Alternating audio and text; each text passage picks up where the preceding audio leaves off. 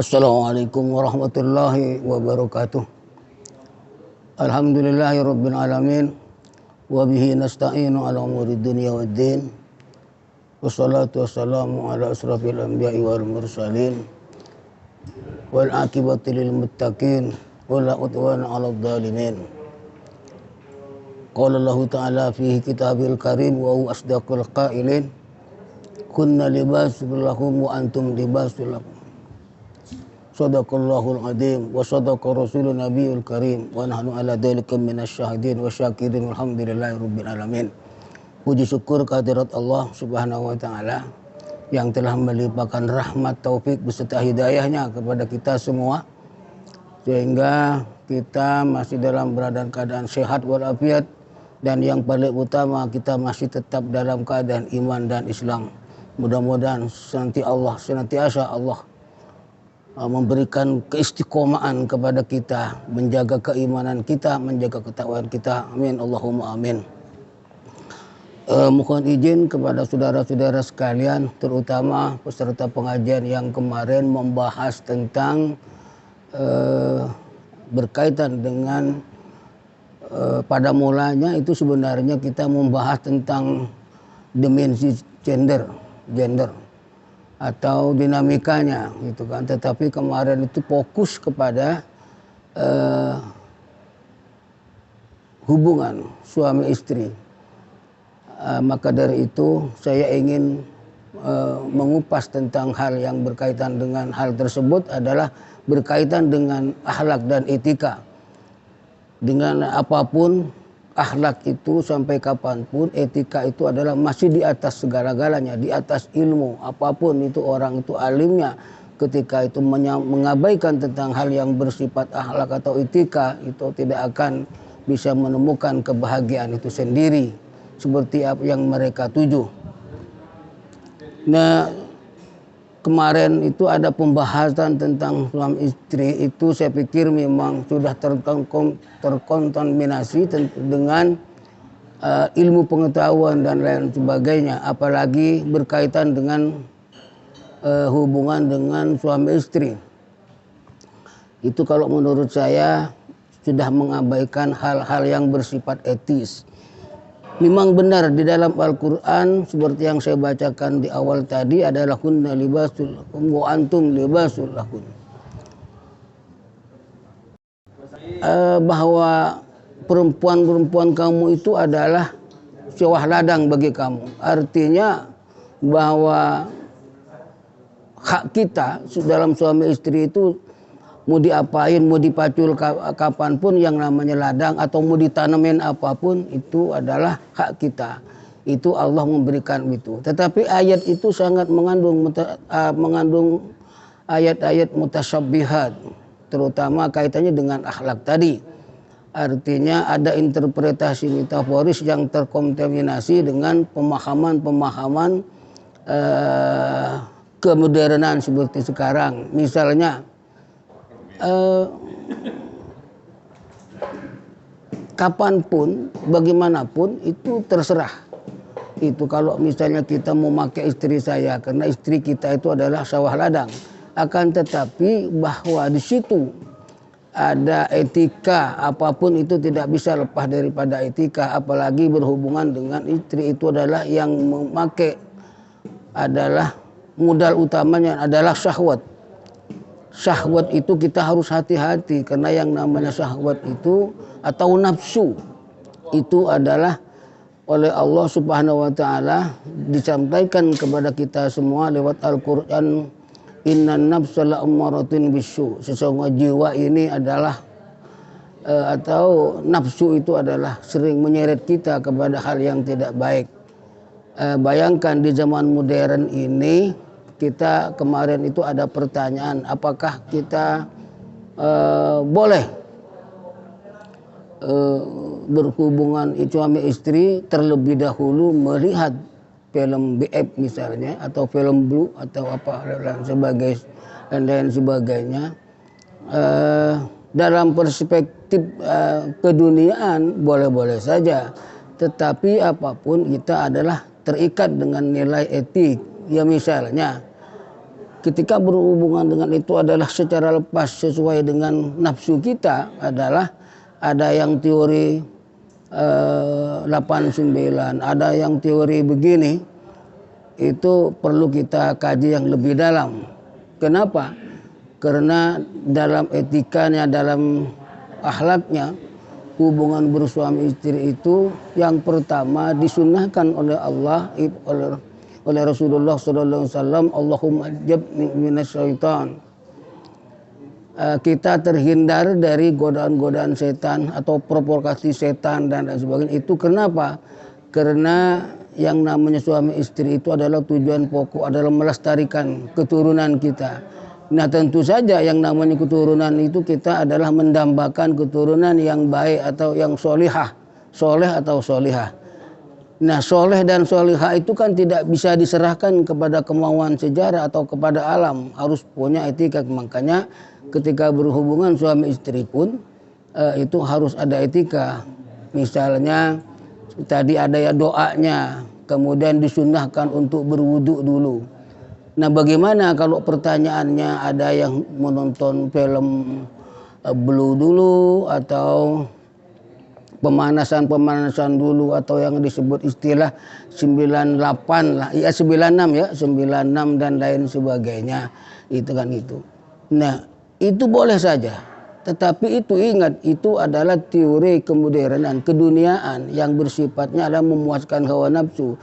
Nafsu itu tidak akan pernah ada ujungnya, tidak pernah akan ujungnya, itu kan. Ya, kepuasan itu adalah ketika kita menerima apa yang telah itu kan, yang telah kita lakukan itu ya, dilakukan dengan penuh keikhlasan, penuh sesuai dengan etika dan hukum-hukum yang berlaku. Ya misalnya Rasulullah itu menganjurkan yang baik itu adalah hubungan suami istri itu tidak melepas baju semuanya. Kalaupun tuh kita melepas baju semuanya itu harus berada dalam selimut atau sarung lah kalau misalnya di Indonesia ya. Itu harus begitu. Kenapa? Agar kita tidak satu sama lain itu tidak melihat di antara kemaluan kita. Lah bagaimana kalau pertanyaan-pertanyaan atau gini kan? Yang seperti kemarin itu adalah menurut saya sangat vulgar, tapi boleh-boleh saja, tetapi dalam etika itu ini. Karena saya masih ingat bahwa ketika Ali itu mendapat gelar karramallahu wajhah itu ya, Sayyidina Ali karramallahu wajhah itu, wajah itu katanya tidak melihat itu, Sayyidina Ali itu tidak pernah melihat kemaluannya. Ada yang ulama sebagian sebetulnya. Bagaimana kita kalau pertanyaan-pertanyaan vulgar seperti di zaman modern seperti sekarang hubungan suami istri itu ya juga sudah melampaui nilai etika itu sendiri. Itulah yang kalau menurut saya kita perlu ingat kepada etika itu. Karena etika atau akhlak itu adalah di atas segala-galanya itu. Kalau kita membuat iktibar misalnya, para kiai-kiai itu anaknya banyak. Dari kecil kadang-kadang anaknya bandel-bandel, bahkan tidak mengaji, tidak apa gitu ya. Tapi kadang-kadang setelah dewasa Allah memberikan hidayah atau memberikan ma'ona atau apa gitu, keturunannya itu baik-baik sekali. Kenapa? Ya karena itu. Ada yang bilang bahwa orang kiai itu kalau berhubungan dengan istrinya itu wudhu dulu. Nah kemudian ya kalau perlu itu setelah membaca Al-Quran atau apa, itu banyak itu apa namanya wijangan-wijangan dulu waktu saya di pesantren itu ya, seperti itu. Nah sekarang sudah dianalogikan kepada kepuasan itu sendiri dengan metodologi kemodernan itu kan. Bahkan saya pernah melihat akunnya seorang santri atau muslimat atau batayat, saya kurang paham, tetapi itu membahas ukudilujen, membahas tentang kewanitaan dan kerumah tanggaan, itu yang menerangkan itu memang sudah mulai vulgar sama sekali itu kan. Betul apa yang di dalam ukudilujen misalnya di pembahasannya menurut ulama dulu itu begitu. Tetapi kan versi ulamanya kan begitu. Ada yang lebih tinggi daripada itu, daripada apa yang disebut makam ulama itu. Jadi kalau menurut saya sekali lagi hubungan suami istri itu tidak semata-mata kita mengacu kepada liberalisme atau gender atau hak-hak gender dan lain sebagainya, sehingga fikih itu adalah sekarang aturan fikih itu cenderung itu lebih luas, lebih lebar, lebih vulgar, itu yang menurut saya gini. Sementara kawan-kawan kita yang dianggap itu adalah liberal sudah mempersoalkan fikih maskulin dan fikih feminis. Kenapa kira harus membahas fikih feminis itu? Karena fikih itu ya memang ditulis oleh kaum laki-laki itu kan. Pada waktu itu ditulis, nggak ada yang ditulis kaum perempuan itu. Maka ketika berkaitan dengan ya misalnya poligami itu, tentang poligami itu kecenderungan ada yang kurang tuntas itu, sehingga poligami itu sendiri kita mengacu kepada misalnya disebut sunnah Rasul dan lain sebagainya. Tetapi bahwa persyaratan-persyaratan dan etika-etikanya itu kadang-kadang sudah melampaui karena kita berhubungan dengan syahwat itu sendiri. Nah, ketika syahwat itu sendiri makin diteruskan, makin dilebarkan, saya khawatir nanti kita akan makin vulgar, makin longgar, dan nilai-nilai etis itu sudah makin tidak ada. Nah, kalau itu keluar dari misalnya dari pengajian anak-anak SMA atau di mana, itu saya kira bagus. Tetapi ketika ada akun membahas ukudul ujain, membahas itu soal pembahasannya. Sudah pembahasannya itu. Artinya tidak perlu divulgar gitu, artinya harus ada stabilo bos. Artinya harus garis bawahnya. Ya ketika misalnya kita bebas kembali kepada ayat Al-Quran yang menemukan kunna libasul lakum wa antum libasul lakum. Itu adalah sawah ladang kita. Tetapi ketika kita menanam di sawah ladang itu kan perlu yang hal-hal yang baik. Tanahnya disuburkan, pupuknya seperti apa, bibitnya seperti apa. Itu kan pada ada artikelnya. Kemudian kalau yang tak ada hujan perlu kan nunggu hujan dulu dan lain sebagainya. Itu namanya etika, itu kan. Nah, pendek kata bahwa apapun itu adalah menunjuk itu kan kepada hal yang lebih luas, yaitu ketika keturunan itu adalah bagian dari kewajiban kita untuk melestarikan keturunan, dan keturunan itu melalui proses perkawinan itu adalah melalui proses hubungan suami istri, maka disitulah perlu nilai-nilai akhlak atau perlu etika. Jangan sampai terlalu itu kan merujuk kepada teori-teori modern yang hanya untuk memuaskan nafsu kita. Itulah kayak kadang seperti itu. Ya bayangkan sekali lagi saya ingatkan, Rasulullah itu juga menganjurkan kepada kita hubungan suami istri kapanpun, silakan kapanpun, selama itu tidak ada dengan larangan. Misalnya di bulan puasa silakan saja. Bahkan seorang istri itu harus dibatalkan puasa Senin Kamis atau puasa sunnahnya, misalnya suaminya ada siang ada di rumah, itu tidak apa-apa dibatalkan sampai hal yang seperti itu. Karena apa? Istri itu masih punya kewajiban melayani seorang suami itu. Tetapi ada juga bahwa di kebebasan itu tidak seperti ada tanpa batas, tanpa reserve, tapi ada nilai akhlak yang harus kita inilah agama kita itu sekarang sudah dibenturkan kepada hal-hal yang bersifat modernisasi, dan modernisasi itu adalah soal dunia. Dunia itu adalah disebutkan oleh ad-dunya mata'ul ghurur. Dunia itu adalah mata morgana kan. Apalagi sudah berhubungan dengan syahwat. Syahwat jadi jelas bahwa hati-hati kita, karena syahwat itu adalah innan nafsal ammaratun bisu, bahwa syahwat itu akan meninggalkan.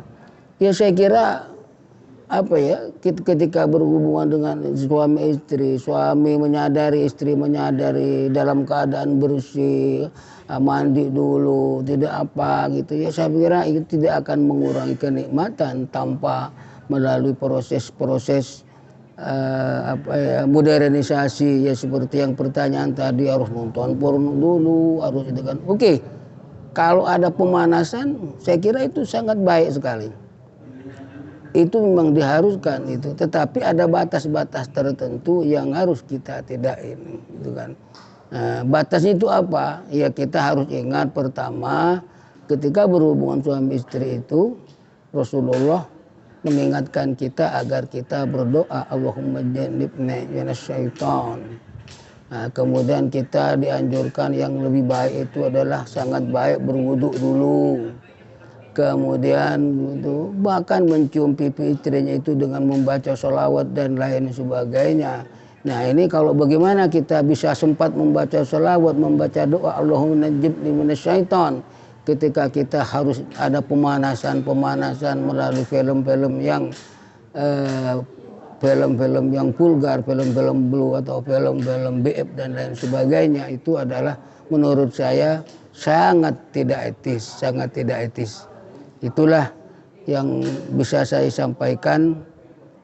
Sekali lagi berkaitan dengan perkembangan gender itu, silakan kita acu, tapi jangan gender itu dah melampaui batas kudrat kewanitaan.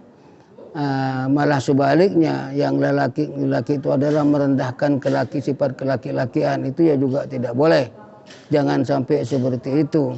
Ada dalam fikih Islam itu, fikih itu adalah banyak, ada aturan-aturan tersendiri. Jangan terlalu banyak kita mengacu kepada teori-teori modern. Karena apapun sekarang dunia itu dihadapkan kepada modernisasi. Bagaimana sekarang dunia itu dihadapkan dengan perjalanan HP, perkembangan ilmu IT itu adalah sangat dahsyat sekali. Sehingga saya sering menyatakan bahwa Ahlus Sunnah wal Jamaah aja sekarang sudah diganti, sudah menjadi Ahlul Fitnah wal Jamaah. Maka apapun kita harus berhati-hati. Ingat bahwa Rasulullah SAW itu adalah diutus diutam merikal akhlak, makarimal akhlak itu. Jadi Allah itu mengutus Nabi Muhammad itu untuk menyempurnakan akhlak setelah melihat akhlaknya orang-orang jahiliyah terdahulu. Nah, saya kira itu yang bisa saya sampaikan. Mudah-mudahan nanti kita menjadi kajian yang lebih mendalam lagi. Itu adalah sebagai bahan, silakan nanti mencari referensi. Saya hanya menunjukkan dalai etisnya dalam mengedepankan gender itu yang berkaitan hubungan dengan suami istri. Demikian apa yang bisa saya sampaikan, semoga bermanfaat. Wallahul muwaffiq ila aqwamit thoriq. Wassalamualaikum warahmatullahi wabarakatuh.